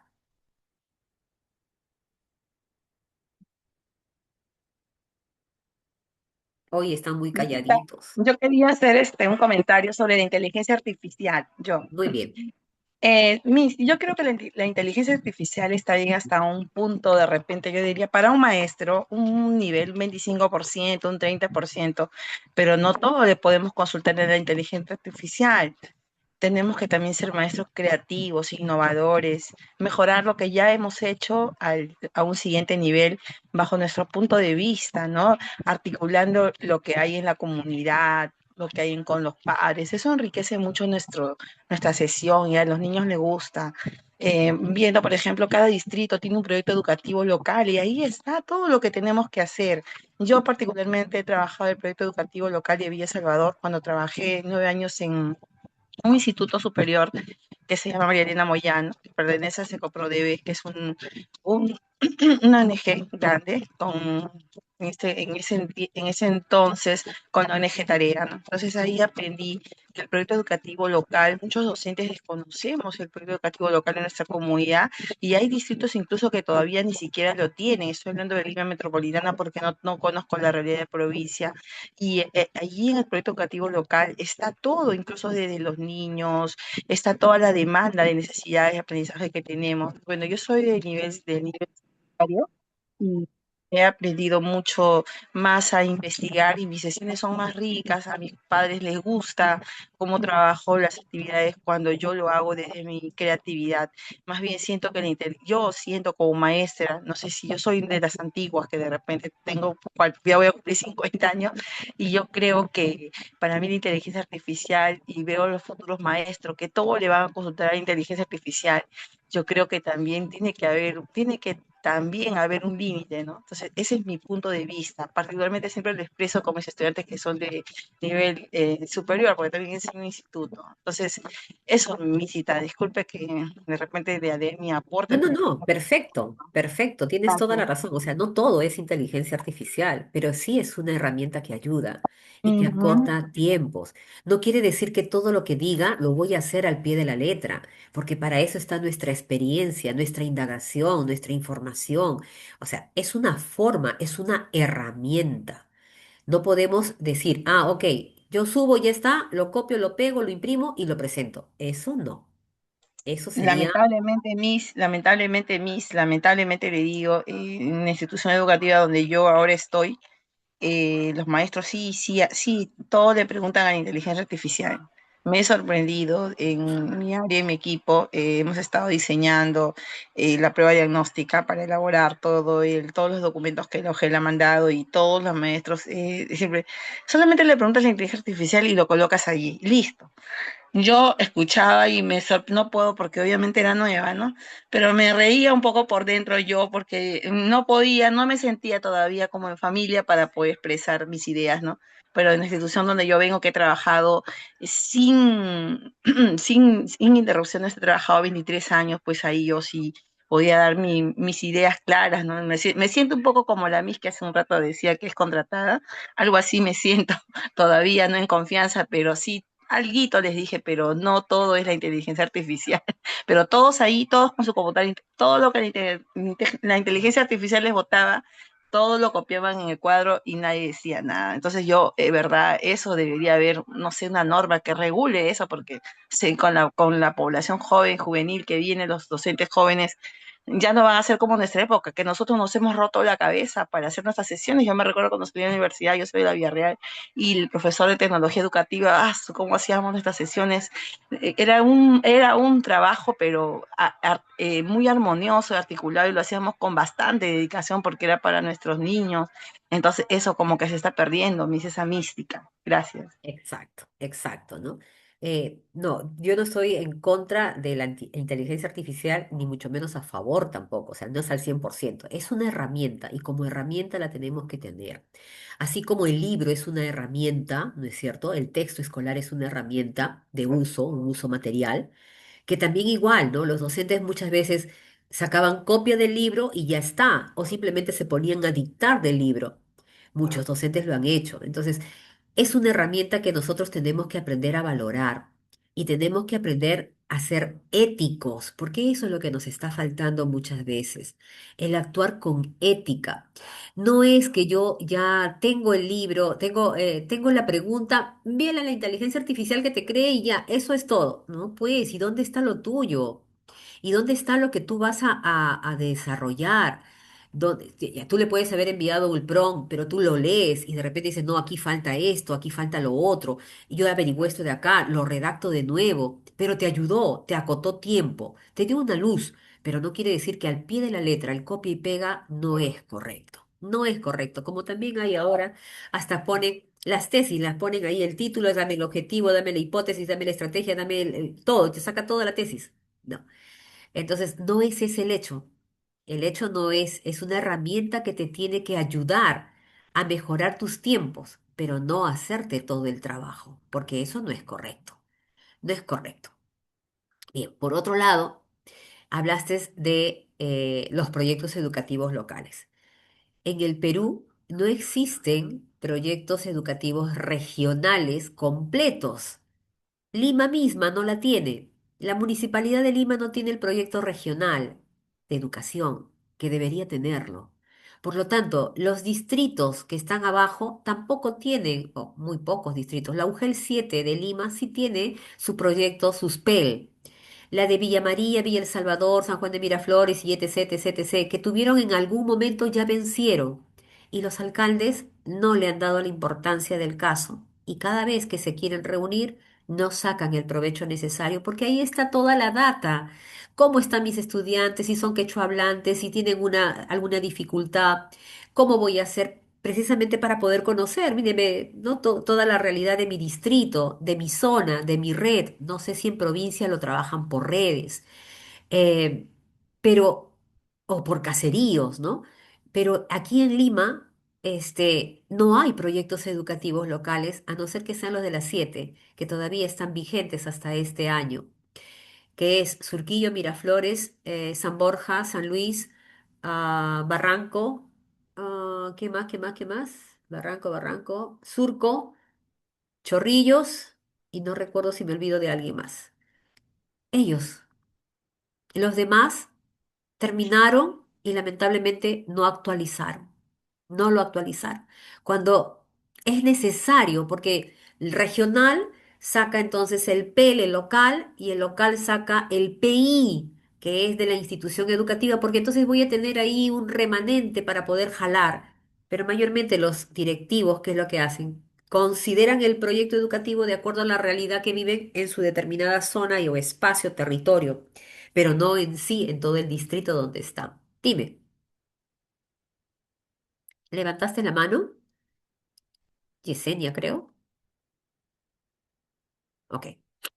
Sí, mi cita, Eso, había levantado la sí, mano, pero para acotar nada más que, bueno, yo hablaba de Vía Salvador hace 10 años cuando trabajé y le quería comentar que sí se hizo el proyecto educativo local. sí, Y fue muy, muy enriquecedor porque, mire, yo le comento a los niños, los adolescentes de Villa Salvador, hace aproximadamente 10 años, ellos tenían vergüenza de vivir en Villa Salvador. Sin embargo, hoy en día, mire, lo que se ve, lo que se evalúa en las instituciones es que en el nivel superior, estos chicos ya ahora ya no tienen vergüenza, más bien se sienten hasta hay orgullosos una de vivir en Villa universidad Salvador. nacional ahí, así Sí, es, dicen, yo soy de Villa, dicen ellos, no sé si por qué, así porque es. se ha logrado la identidad. Entonces, eso debe tomarse como referente para otros distritos, ¿no? Entonces, eliminaríamos muchos problemas, por ejemplo, la basura. ¿Por qué los chicos, por qué las personas contaminan su comunidad? ¿Por qué no aman su comunidad, con su comunidad? Porque no tienen identidad con su comunidad.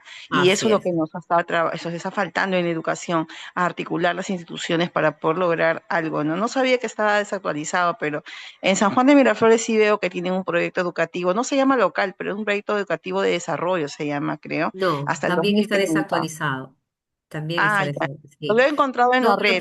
Todo lo que es UGEL 1 está desactualizado. Ay, qué pena, Pachacamac lamentable. también tenía su proyecto, lo hicieron con tarea, pero aún así lo tienen desactualizado. Muy bien, entonces, en esta diapositiva que es rica y que nos llena a la reflexión, al debate, ¿no? Presenta realmente una situación común en muchas instituciones educativas, definitivamente, ¿no?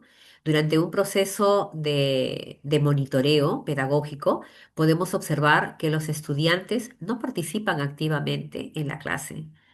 El docente muchas veces no verifica la comprensión de los estudiantes y no realiza la retroalimentación. Cuando ustedes tengan la posibilidad de ver a algún docente cuando estén pasando por sus aulas en alguna hora, fíjense por lo menos a ver si es que el docente hace esa retroalimentación, pasa de ambiente en ambiente, les habla, les conversa, los cuestiona para poder saber, ¿no? Entonces, el director debería estar apuntando todo lo que va diciendo. Esta situación realmente de monitoreo invita a reflexionar que todos tenemos un rol de este seguimiento pedagógico entre nosotros mismos, porque un área conecta a otra área. Las áreas no son islas, las áreas son integradas. Y si trabajamos por islas, entonces las islas, unas se hunden y otras flotan, pero nadie resalta. ¿Se dan cuenta? Entonces, el monitoreo no debe limitarse solamente a observar una clase. Me siento y te observo.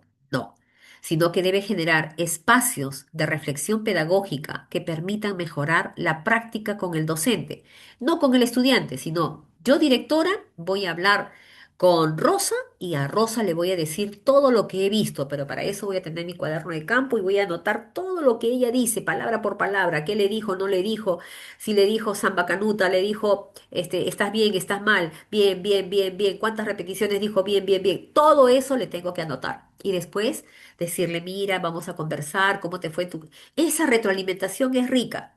Es más, lo ideal sería, aunque no lo permiten muchos de los docentes, lo ideal sería, ¿puedo grabar tu clase? Y grabar tu clase para que tú misma te veas. No grabar tu clase para decir, mira, esta profesora no sabe. Para que tú misma veas cómo te puedes estar equivocando o cómo aciertas en el aprendizaje de los estudiantes y mejoras con estrategias nuevas y felicitarte de repente. Pero muy pocos son los docentes que permitirían que se les grabe la sesión de clase por el temor de, ¿no? El acompañamiento pedagógico debe estar centrado en orientar, en brindar, más que orientar, en brindar orientaciones que sean concretas, que fortalezcan la estrategia de la enseñanza. La siguiente diapositiva, por favor. La siguiente. En la siguiente diapositiva hice un match, muy bien, entre la relación entre los comités y los instrumentos de gestión. Miss, por favor, si pudiera pasar a la siguiente diapositiva. En este match que se hace de lo que es mm, la implementación estratégica, esta relación que existe entre los comités de gestión escolar y estos instrumentos de gestión. Miss, por favor, si pudiera pasar. Eh, en una gestión escolar efectiva realmente, se requiere articular como si fueran engranajes, ¿no es cierto? Se requiere, no, una antes, por favor. Es que esa ya lo hemos visto. La siguiente, por favor. Es que es la que estamos hablando, usted, ya, ok, en esa, bien, la que hemos hablado en el debate que se ha aperturado. Entonces, esta relación que existe entre el Comité de Gestión Escolar y los instrumentos de gestión tiene un ciclo también. Diagnóstico, siempre, en todo momento diagnóstico. Planifica, implementa, realiza el seguimiento y mejora. El ciclo de Deming. Muy bien.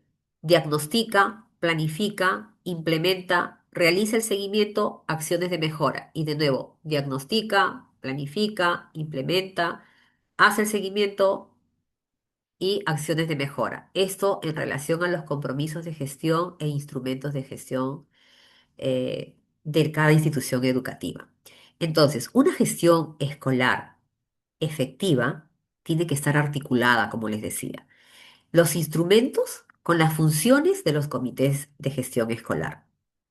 El proyecto educativo institucional, ¿no es cierto? Ese proyecto educativo institucional va a definir dos cosas fundamentales. A ver, ¿quién me dice cuáles son esas dos cosas fundamentales? El proyecto educativo institucional. La visión y misión. Muy bien. La visión y los objetivos estratégicos. Muy bien. La visión, visión y misión, que es uno, y los objetivos estratégicos. En el proyecto educativo, entonces, institucional, yo me voy a visionar. ¿Qué cosa es lo que quiero como institución? Visiono. Y voy a plantearme objetivos estratégicos a corto, a mediano o a largo plazo. En el caso del proyecto educativo institucional, si es de 5 años, va a ser a largo plazo. Si es a 3 años, es a corto plazo. Y cuando es de un año, es el plan anual de trabajo. Bien. Entonces, en el plan anual de trabajo, ¿no? Voy a organizar todas esas acciones necesarias para poder alcanzar dichos objetivos que he planificado en el documento del proyecto educativo y en el documento del PAT. Y lo voy a plasmar en el proyecto curricular que va a orientar esas estrategias pedagógicas que se van a desarrollar en el aula. Entonces lo implemento. Y por lo tanto, si estoy implementando, tengo que hacer el seguimiento, que es el monitoreo. Para articular estos instrumentos, debemos permitir que esta planificación, que es institucional, se traduzca en acciones concretas. O sea, no solamente sea yo creo, me parece, es así. No, tiene que estar en acciones concretas. Y las acciones concretas están en la mejora continua de los aprendizajes. Por lo tanto, la gestión escolar efectiva integra condiciones de bienestar y aprendizajes para lograr mejores resultados educativos. Sin eso, no voy a poder realizar realmente una relación entre el comité de gestión y mis instrumentos de gestión institucional que los debo tener actualizados, visados, consensuados, aprobados por toda la comunidad educativa. La última diapositiva, por favor.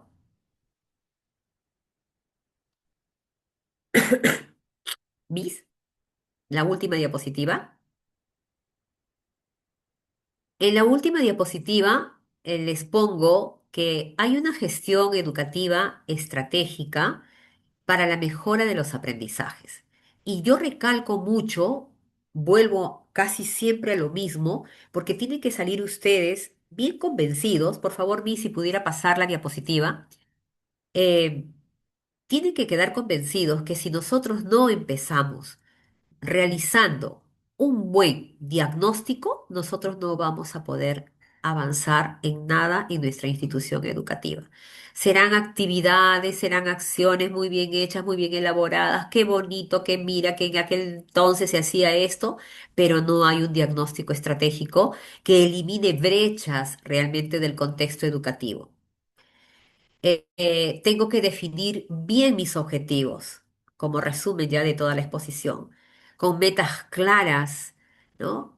Por favor, si puede pasar la diapositiva, con metas claras que deben estar orientadas a cerrar esas brechas de aprendizaje con una planificación estratégica organizada en acciones, en recursos y en estrategias. Y eso lo voy a ver plasmado en el proyecto educativo, en el PAD, en el PCI y también en mi REI, ¿no es cierto? En mi RI. Y la implementación que tiene que ver con la ejecución de estas acciones pedagógicas y de gestión institucional, las estrategias que voy a utilizar como docente en el aula y el trabajo colegiado que va a ser fundamental en cada una de las instituciones educativas. El seguimiento y el monitoreo que tengo que realizar para ver los avances, la evaluación de resultados, la toma de decisiones, es importantísimo ello. ¿Para qué? Para poder mejorar los aprendizajes. Ese gran círculo, de nuevo vuelvo a recalcar que el logro de las competencias y el desarrollo integral de los estudiantes es lo que nos tiene que colmar a cada uno de nosotros. Todo ese gran círculo lo explico también en la siguiente diapositiva. En síntesis, para poder terminar, la mejora de los aprendizajes requiere un proceso continuo de gestión educativa estratégica. Director, directivo que no realiza una gestión educativa estratégica, una buena gobernanza en la institución educativa, se viene a pique, no progresa. Este proceso tiene que comenzar, como le he vuelto a repetir, en el diagnóstico. El diagnóstico y el diagnóstico. Y se dirán, qué pesada esta profesora. Es que si tú no diagnosticas, no vas a saber a dónde apuntar. Tienes que planificar tus objetivos. Tienes que ver tu diagnóstico, tus objetivos y planificar tus actividades. Tienes que implementar esas actividades, esas acciones pedagógicas, tienes que hacer ese seguimiento, tienes que mejorar tus resultados de aprendizaje.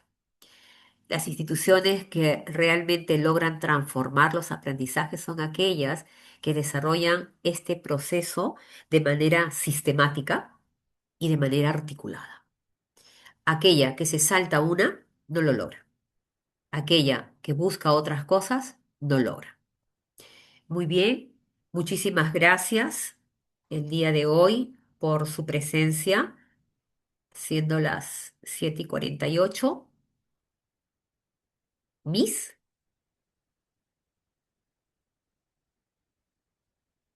creo que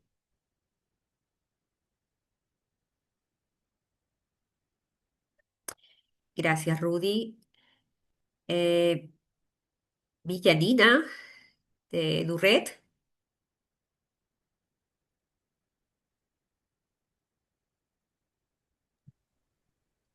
Sí, aquí estoy, Miss. Miss, faltó la última diapositiva, ya se explicó. Este, bueno, con esta última diapositiva, si la puede poner, por favor, que era el resumen de todo lo que hemos hablado, es que las instituciones educativas, no la anterior, exacto, ¿no? Logran transformar sus aprendizajes a través de este proceso, de este ciclo que se les está mostrando. Muchísimas gracias. Doy por concluido el día de hoy la ponencia. Gracias, Miss. Muy amable. Muchas gracias. Muy buenas noches. Bien, Miss, muchas gracias. Le damos las gracias a los participantes por habernos acompañado el día de hoy. Igualmente, invitarlos para tomarnos una fotito. Quienes desean encender sus cámaras, por favor, con la docente. Del término de la sesión de la Semana de Gestión Educativa. Bien, Muchas gracias, Jenny, Karina, María, a través de estos medios, de Ciosub, conocerlos y en algún momento seguro nos estaremos viendo.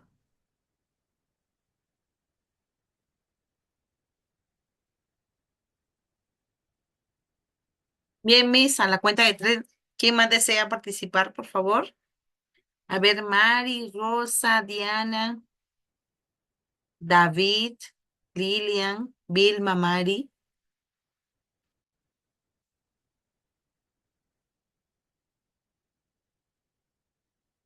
Bien, nos tomamos la foto a la cuenta de tres. Una, dos, tres, con la profesora. A ver, me dan un momento, por favor. Bien,